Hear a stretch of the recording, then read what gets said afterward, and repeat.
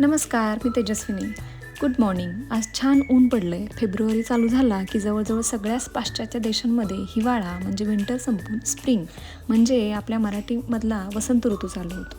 त्याच वसंतातली ही सुंदर सकाळ.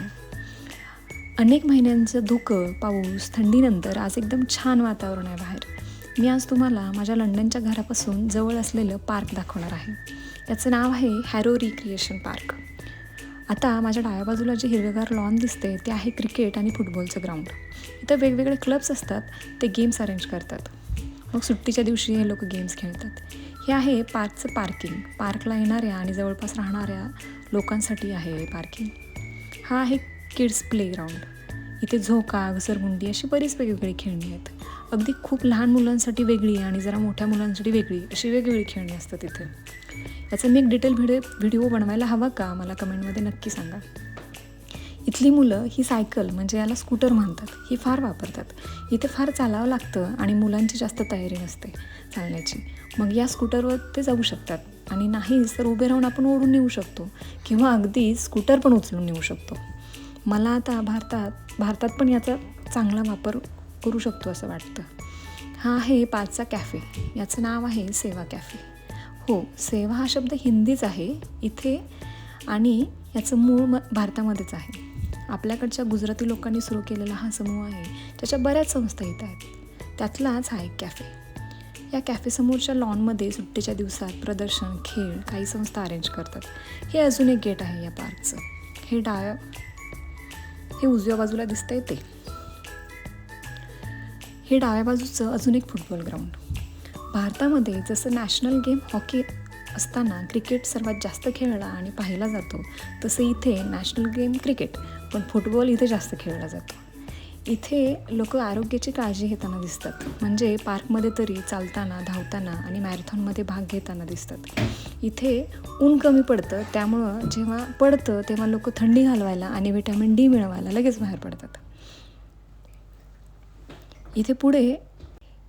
इथे हे अजून एक गेट. हे आहे ओपन एअर जिम, म्हणजे मोकळ्या हवेत कसरत करण्याचं ठिकाण. याची अवस्था किती चांगली आहे पहा ना. आणि ते इतकं छान ठेवलं आहे या लोकांनी. ज्याला उन्हामध्ये मोकळ्या हवेत व्यायाम करायचा आहे त्यांच्यासाठी फार भारी संधी आहे. ओपन एअर जिम आणि ती पण फ्री, म्हणजे किती मोठी भारी संधी आहे. आता ही पुढे जी जांभळी फुलं आहेत ना, याला क्रॉकस म्हणतात. आपल्याकडच्या लिलीसारखी दिसतात, पण जांभळ्या कलरमध्ये दिसतात. काही ठिकाणी फेंट जांभळ्या कलरची पण दिसतात. या पांढऱ्या झाडांना, पांढऱ्या फुलांच्या झाडांना स्नो ड्रॉप्स म्हणतात. हे आहेत पिवळे डॅफोडिल्स. थांबा दाखवते. हे आहेत स्नो ड्रॉप्स. आणि आता मी तुम्हाला दाखवते डॅफोडिल्स. ही फुलं या दिवसात सगळीकडे दिसतात, पार्कमध्ये, घराच्या समोर, ऑफिसच्या समोर, सगळीकडे. UK वसंताची सकाळ ही भारतातल्या सकाळपेक्षा वेगळी आणि अत्यंत भावूक असते. तिथे कडाक्याच्या थंडीनंतर जेव्हा सूर्य पहिल्यांदा हसतो तेव्हा केवळ हवामान बदललं नसतं, तर तो मनाचा पुनर्जन्म असतो. हे आहे टेनिस कोर्ट. टेनिस हा दुसरा खूप खेळला जाणारा खेळ. लहान मुलांपासून मोठ्यांपर्यंत सगळे इथं खेळतात आणि कितीही थंडी असली तरी हे लोक यांचं रुटीन डिस्टर्ब करत नाहीत. लहान मुलंसुद्धा कितीही थंडीत, पावसात खेळताना दिसतात. हा आहे, याच्या पुढे आहे तो रीडिंग एरिया. ज्यांना पार्कमध्ये बसून छान वाचन करायचं आहे त्यांच्यासाठी ही शांत जागा. तुम्ही इथे बसून छोटीशी पार्टीही करू शकता. किती छान फुलं फुललेत नाही. अशा खूप वेगवेगळ्या प्रकारची फुलं पूर्ण UKवर तुम्हाला दिसतील. हाच तो रीडिंग एरिया. इथून पुढे गेलं तर हा सिटिंग एरिया आहे. इथे तुम्ही रीडिंग्स, गेम्स किंवा पार्टी करू शकता आणि खाऊ आणून खाऊही शकता. बरीच छोटी मुले इथं पार्टी करताना दिसतात. ते काहीतरी स्नॅक्स घेऊन येतात आणि इथे येऊन पार्टी करतात. पण इथे लोकांना स्वतःच शिस्त आहे की ते इथे कचरा टाकत नाहीत, त्यामुळं स्वच्छता राहते. तुम्ही सगळीकडे एक गोष्ट पाहिली का, चिखल आणि पाणी साचलेलं दिसतंय ना, तर ते असं की इथे या दिवसात कधीही पाऊस पडतो आणि पाऊस आल्यामुळं, ऊन नाही पडल्यामुळं जमीन खूप ओली असते, लवकर सुकत नाही. लॉनमध्ये तर पाय पण ठेवू शकत नाही आपण, इतका चिखल आहे. आता इथे पुढे तोच कॅफे, आपण राऊंड मारून आलो ना, तर इथे तोच सेवा कॅफे आहे. याच्या बाहेर सिटिंग अरेंजमेंट पण आहे. आपण लवकर आलो त्यामुळे अजून तो उघडला नाही आहे.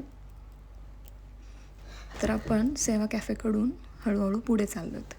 तर मग आपल्याला डाव्या बाजूला जे दिसतंय ते म्युझिकल सेंटर आहे. इथे वेगळ्या प्रकारचे गाण्याचे क्लासेस घेतले जातात. आणि डाव्या बाजूला जे दिसतंय तिथे गोल्फ ग्राउंड आहे. तर आता आपण परतीच्या प्रवासाला लागलोत. तर तुम्ही अजून एक गोष्ट इथे पाहिली का? इथे झाडं कशी दिसतात? पानच नाही आहेत ना. हिवाळ्याच्या अगोदर म्हणजे इकडे ऑटम म्हणतात त्या ऋतूला, जी पानगळ होते तेव्हापासून ही झाडं अशीच असतात. त्यांना आता म्हणजे स्प्रिंगमध्ये पालवी फुटते. तुम्हाला पालवी फुटल्यानंतरचा व्हिडिओ पाहायचा आहे का? मला कमेंट करून नक्की सांगा, मी तोही व्हिडिओ तुम्हाला बनवेन. आता जे डाव्या बाजूला दिसतंय ते बॉक्स क्रिकेट आहे. तिथे खूप लोक प्रॅक्टिस करताना दिसतात. किती छान ऊन पडलंय ना, एकदम प्रसन्न वाटतंय.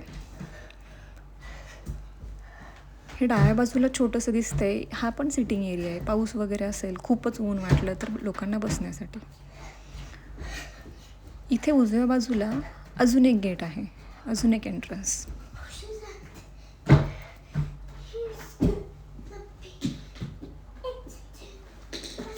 हे इथलं क्लब ऑफिस आहे. इथली मुलं पण अशीच आपल्या आयांकडे रडत असतात, इंडियातल्या मुलांसारखी. ही समोरून येताना दिसतात ना, तशीच. आणि हे लास्ट ते गेट जिथून आपण आत आलो. हा व्हिडिओ कसा वाटला मला नक्की सांगा आणि व्हिडिओला लाईक, शेअर, सबस्क्राईब करायला विसरू नका. तोपर्यंत पुन्हा भेटू. धन्यवाद.